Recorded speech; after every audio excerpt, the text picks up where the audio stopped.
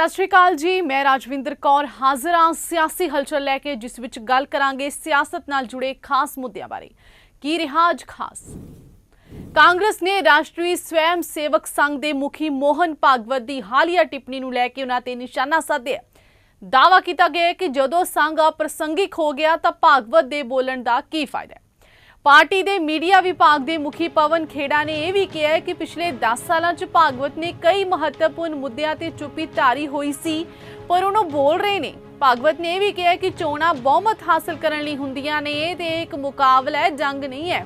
खेड़े ने एक बयान च कहा है कि मोहन भागवत जी, जो बीज तुसीं बीजिया सी ओह हुण बबूल दा दरख्त बन गया। कसूर मिट्टी दा नहीं है, माली दा कसूर है ते ओह माली तुसीं हो। पक्ष प्रतिपक्ष के क्या संबंध होने चाहिए उस पे आपकी व्याख्या सुनी, राजनीति में शुचिता पे आपकी चर्चा सुनी। एक बात बताइए, जब आप बबूल के बीज लगा रहे थे तो क्या आम की उम्मीद कर रहे थे? और जब आम के फल नहीं मिले तो क्या माटी को दोष दोगे? ये बीज आप ही ने लगाए हैं। जो आज बबूल का एक वृक्ष है, वृक्षासन लगाता हुआ दिख रहा है, ये आप ही ने लगाया था। अब बोलकर क्या फायदा? जब हाथरस में एक दलित बच्ची का बलात्कार होता है, हत्या हो जाती है, तब आप चुप रहते हैं। जब देश की राजधानी के बाहर सड़क पर मौसम और पुलिस की मार झेलता हुआ किसान बैठा होता है, तब आप चुप रहते हैं। जब बिल्किस बानो के बलात्कारियों को रिहा किया जाता है, उनका आप ही के वैचारिक बंधुओं द्वारा स्वागत किया जाता है, तब आप चुप रहते हैं। जब अखलाक और पहलू खान की निर्दयतापूर्वक हत्या की जाती, तब आप चुप रहते हैं।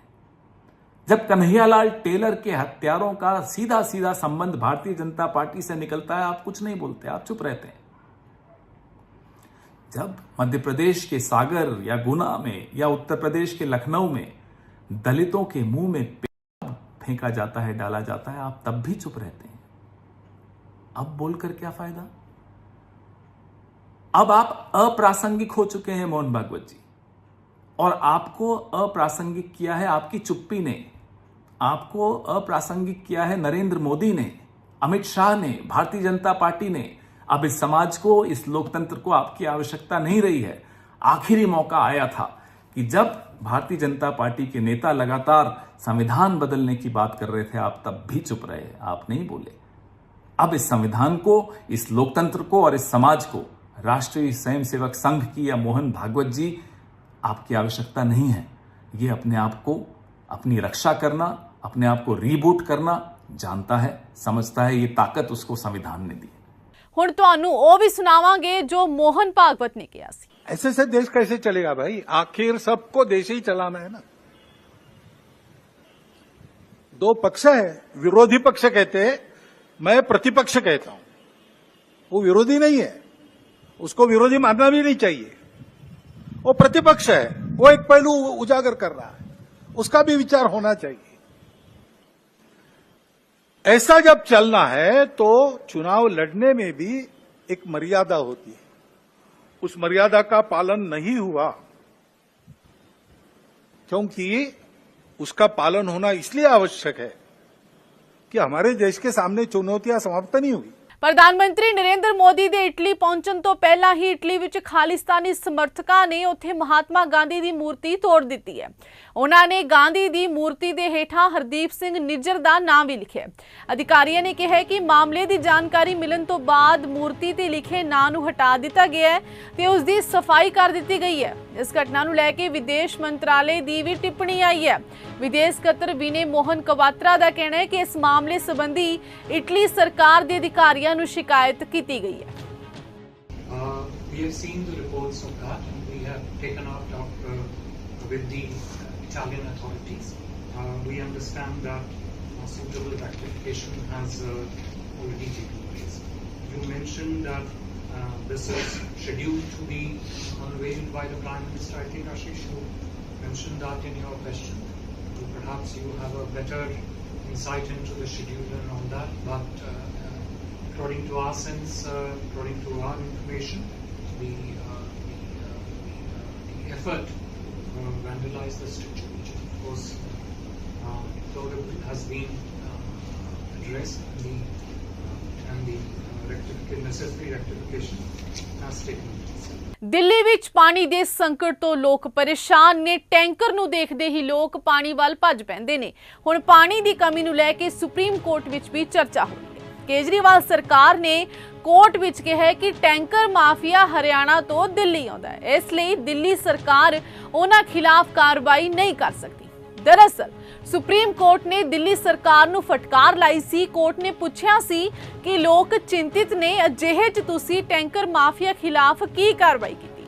इस ते दिल्ली सरकार ने अपना जवाब दायर किया। केजरीवाल सरकार ने दिल्ली च पानी की किल्लत ते अपनी प्रतिक्रिया च कहा कि असी टैंकर माफिया खिलाफ कार्रवाई नहीं कर सकते, क्योंकि टैंकर माफिया यमुना के दूजे पासे हरियाणा च चलता है।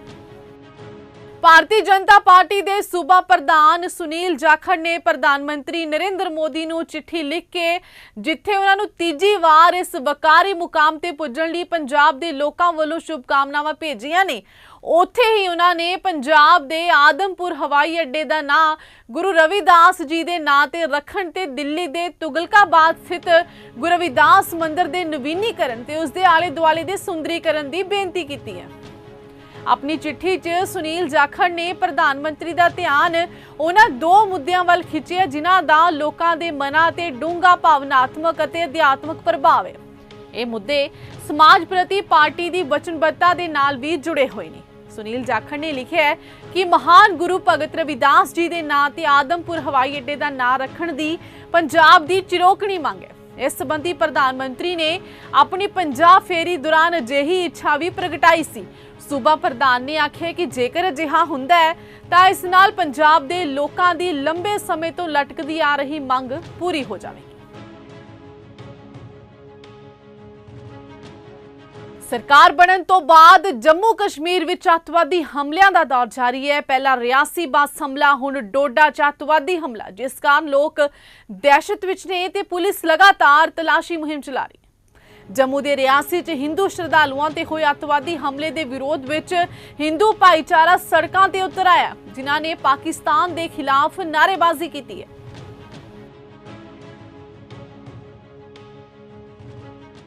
लोक सभा चोणां विच करारी हार मिलन तो बाद श्रोमणी अकाली दल ने कोर कमेटी की मीटिंग सद्दी है। मीटिंग विच चोणां विच मिली हार नूं लैके मंथन होया, नाल ही देश दे सियासी हालातां बारे पड़चोल की गई। हुण इत्थे दस दईए कि इस मीटिंग लई श्रोमणी अकाली दल संयुक्त दे प्रधान ते अकाली दल विच घर वापसी करन वाले सुखदेव ढींडसा नूं कोई सद्दा पत्र नहीं दिता गया। नाल ही सिकंदर सिंह मलूका नूं भी मीटिंग विच शामिल होण लई सुनेहा नहीं मिलिया।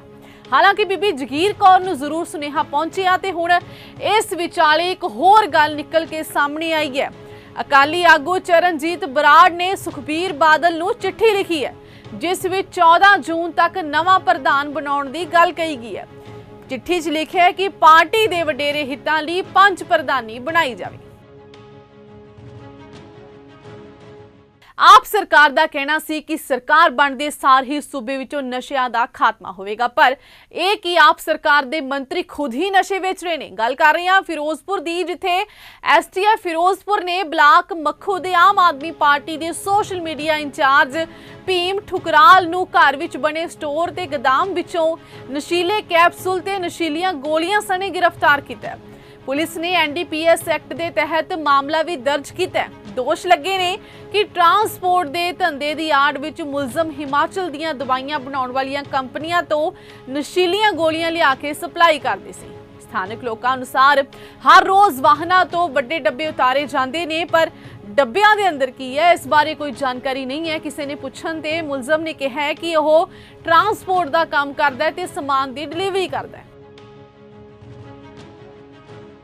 राजनीति दीयां गल्लां तां मुक्कदियां नहीं। कल फिर हाजिर होवांगे राजनीति नाल जुड़ियां होर खबरां लैके। इसे नाल ही मैनूं दिओ इजाजत। धन्नवाद।